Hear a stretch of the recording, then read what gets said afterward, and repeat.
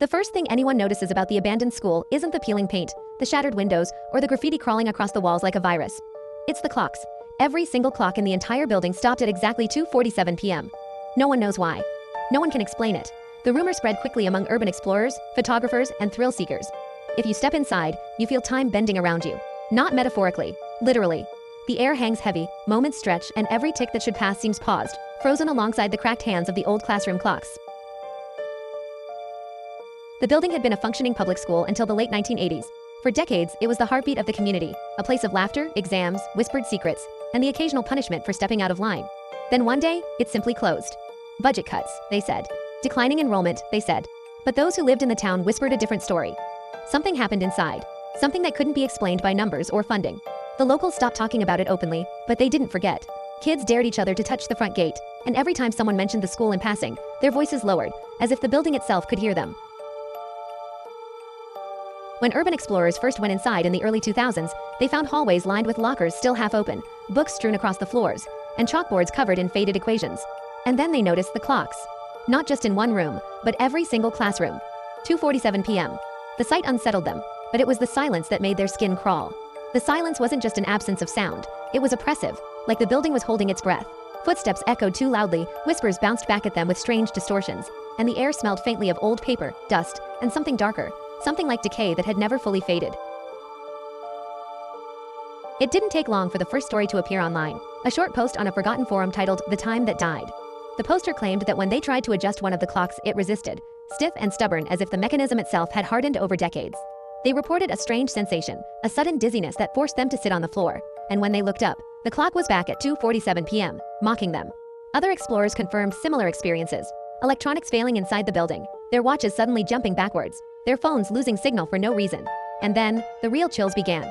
Footsteps when no one else was there, the faint creak of doors that hadn't been touched, and a feeling of being watched from every hallway at once. Paranormal investigators soon took notice. A small team entered the school with EMF meters, night vision cameras, and audio recorders, determined to find a rational explanation. Their cameras caught fleeting shadows darting across classrooms, and the audio equipment picked up low-frequency hums, almost like whispers, coming from the empty walls. EMF readings fluctuated wildly, with spikes near the gymnasium and the library that couldn't be explained by wiring or equipment. The researchers reported disorientation, as though their internal sense of time was slipping. Once they left, they couldn't shake the feeling that something had followed them, or perhaps had always been there, waiting. Some locals claimed the building was cursed. They told stories of the last day of classes, decades earlier, when a sudden gas explosion had ripped through the science lab. No one had died, officially, but several students had been hospitalized for weeks. The principal reportedly vanished shortly afterward, never to be seen again.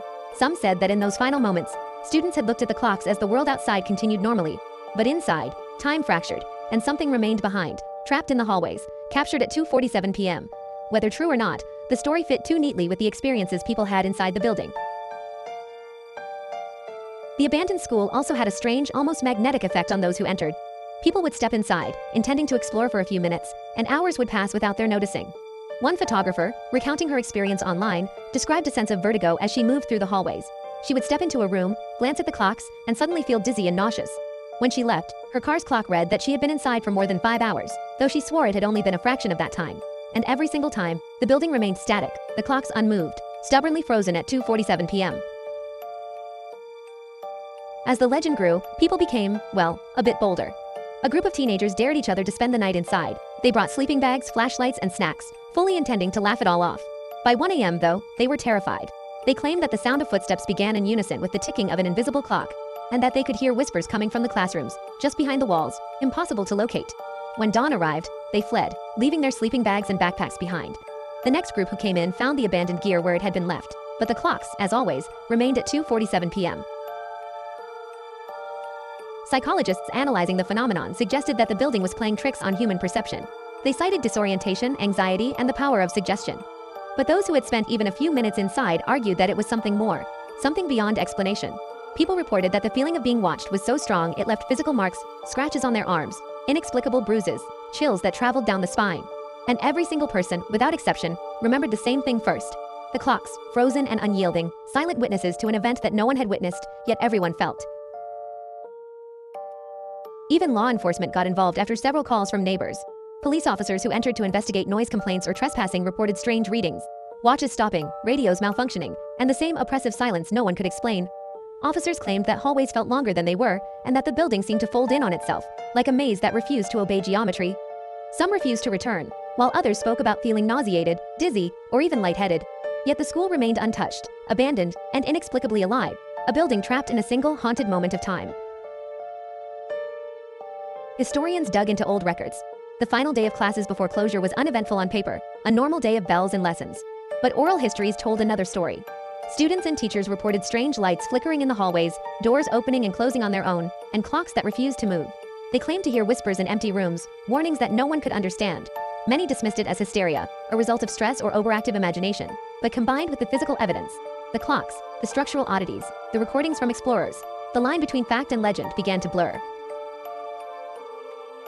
The school became a hotspot for thrill-seekers on social media. Videos of their explorations went viral, often showing the hallway clocks in stark detail. People would zoom in on the hands, seeing tiny scratches, faint fingerprints, and what looked like condensation behind the glass, as if the air itself remembered the moment it stopped. Other videos captured distorted audio, with faint echoes of children laughing, though the building had been empty for decades. Comments flooded in. "I wouldn't go in there. Something's not right. You can feel it in your bones." One of the most unsettling discoveries came when someone opened the library, long sealed with boards. The room was filled with dust, mold, and old textbooks, but the central clock on the wall also pointed to 2:47 p.m. Nothing else in the room aligned to that time: lunch schedules, class periods, even sunlight from the broken windows. But the clock remained frozen, untouched. And in that moment, explorers claimed they could feel a presence behind them, just out of sight, watching, waiting. A faint pressure in the air, like someone breathing down their neck, told them they weren't alone. Local legend now says that the time itself holds the memory of the building. That some event, or maybe some presence, caused the moment to fracture, and the clocks froze to mark it. People speak of it quietly, almost afraid to give the phenomenon voice. They warn outsiders not to go, not to linger, because time doesn't just stop in the building, it lingers inside the mind, creeping into thoughts, distorting perception. And the ones who return, even just once, are said to be changed, carrying with them the heavy, inexplicable weight of 2:47. The building is still standing. Rusted metal gates protect it, though honestly, they do little to keep trespassers out. Boards cover broken windows, but stories persist. The hallway clocks still refuse to tick, and those who venture inside, even briefly, feel the air grow colder, the silence heavier.